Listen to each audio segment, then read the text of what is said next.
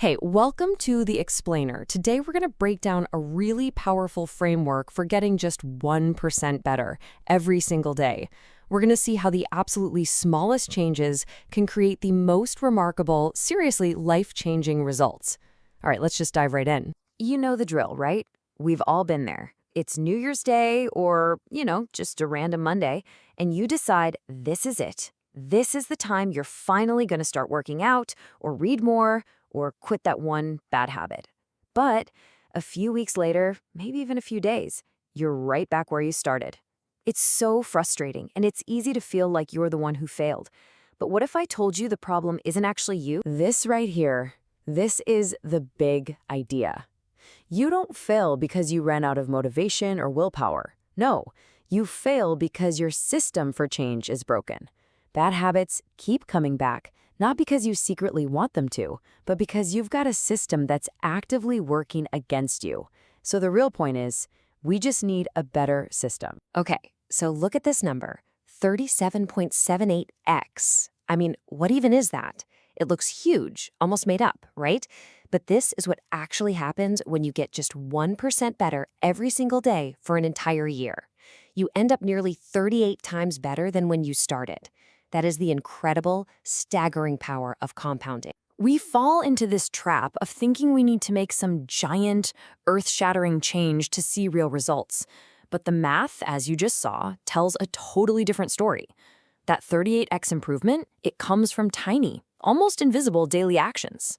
Success isn't some big, one-time transformation. It's just the natural product of your daily habits. So, if this is true, why does it so often feel like we're just spinning our wheels? Well, it's because progress isn't a straight line. When we first start out, there's this huge gap between the results we expect to see and what's actually happening. This is what James Clear calls the valley of disappointment. You're putting in all this work, but the results just aren't showing up yet. And this is the exact moment most people give up, right before the real compounding is about to kick in. Sticking it out here is everything. So how on earth do we stick with it, especially when we're stuck in that valley of disappointment? It all starts with a really fundamental shift in how we think, focusing on our identity, not just on outcomes. Think about the difference here. An outcome-based goal is something like, I want to run a marathon. Okay, great. But what happens after you cross the finish line? Is it over? Now, an identity-based goal sounds more like, I want to become a runner. See the difference? That's not about one single event. It's about who you fundamentally are. And that kind of belief shift is way, way more powerful. This just nails it, doesn't it?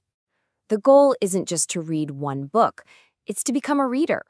When a behavior is a core part of your identity, you don't have to force it. You're just acting like yourself. Every single workout becomes a vote for, yep, I am an athlete. Every page you write is a vote for, I am a writer. And this is exactly why your systems are so much more important than your goals. I mean, goals are fine. They're great for setting a direction, but it's your systems that actually get you there. Think about it. Winners and losers in any field can have the exact same goal. The only difference is the system of daily habits that the winner actually follows, day in and day out. Okay, so if we need to build these killer systems, we first have to understand the engine that runs them. Turns out, every single one of our habits, the good, the bad, all of them, is driven by a really simple 4-step feedback loop in our brain. And here's how it works. First, there's a cue that triggers your brain, like your phone buzzing on the table. That leads to a craving. You suddenly really want to know who messaged you. The response is, naturally, picking up the phone, and the reward is that little hit of satisfaction you get from reading the message. This little loop, it's the hidden backbone of literally every habit you have. So to build good habits, and, just as importantly, to break bad ones, all we need to do is kind of hijack this loop. We can engineer it, and we can do that using a super simple set of rules, the 4 laws of behavior change. The first law is all about that first step, the cue. Instead of trying to rely on raw willpower, you just design your environment so it does the hard work for you. Want to read more? Don't just tuck your book away in a drawer. Put it right on your pillow or on the kitchen counter, somewhere you literally can't miss it. Your environment is this invisible hand that's shaping your behavior all day long. So, to make a cue super obvious, you can use two amazing little strategies. The first one is called an implementation intention. It just means getting really, really specific. Don't just say, I'll read more. Declare, I will read for 15 minutes at 7 a.m. in my living room.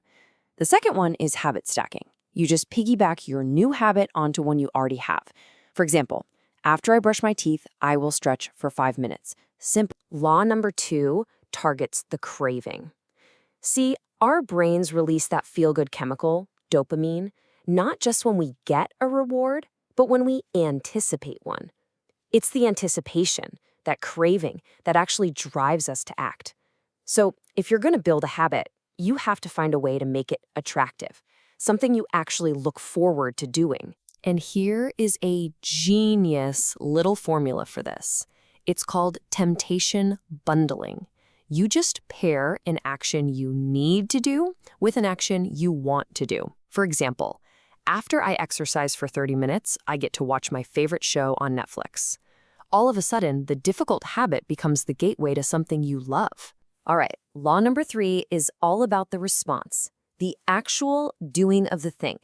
Let's be honest, we are all wired to follow the path of least resistance. It's called the law of least effort. So, make your good habits as ridiculously convenient and frictionless as possible. You want to go to the gym in the morning? Lay out your workout clothes the night before. Reduce every single step between you and getting the habit done. And finally, we have to close the loop with a reward. This is the law that actually tells your brain, hey, that was good. Let's do that again. Our brains are wired for immediate gratification. For a habit to stick, it has to feel enjoyable or satisfying right now, not in a week or a month. That immediate feeling of success is absolutely crucial. So how do you make a habit instantly satisfying? A habit tracker is perfect. Just the simple act of drawing an X on a calendar gives you this little hit of satisfaction. It builds a visual chain of success you won't want to break. And look, if you do miss a date, because life happens, right? Just remember the most important rule of all. Never miss twice. Missing one day is an accident. Missing 2 days is the beginning of a new bad habit. Okay, so that is the whole framework, the 4 laws. But how do you start, like right now, today? Let's talk about the single most practical takeaway you can use to beat procrastination and build pretty much any new habit you want. This is the 2-minute rule. And seriously, it's a total game changer. The whole idea is to scale down any new habit into a version that takes less than 2 minutes to do. Why? Because you can't fail. Anyone can put on their running shoes. Anyone can read just 1 page. The point at the very beginning isn't to get results, it's to master the art of just showing up. Once you're there, you'll be surprised how often the motivation just follows. So at the end of the day, remember this one thing. You don't rise to the level of your goals, you fall to the level of your systems. By making your habits obvious, attractive, easy, and satisfying, you're building a system for constant automatic improvement. The only question left is, what tiny 2-minute habit are you going to start tomorrow?